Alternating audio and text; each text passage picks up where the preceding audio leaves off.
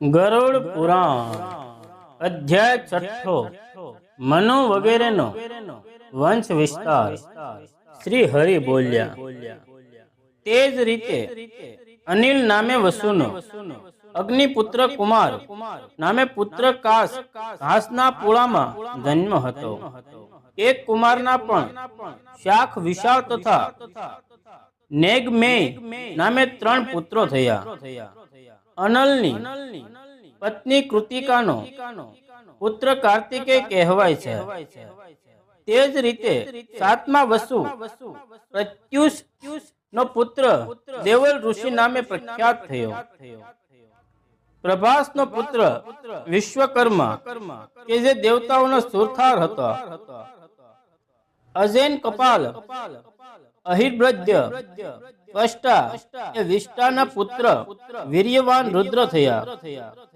ત્વષ્ટાના પુત્ર વિશ્વરૂપ મહાતપસ્વી હે મહામુનિ હર બહુરૂપ ત્રંબક અપરાજિત ઋષાકપી શંભુ કપર્દી રેવત મૃગવ્યાધ શર્વ તથા કપાલ એ 11 રુદ્રો સમસ્ત ત્રિલોકના સ્વામી છે।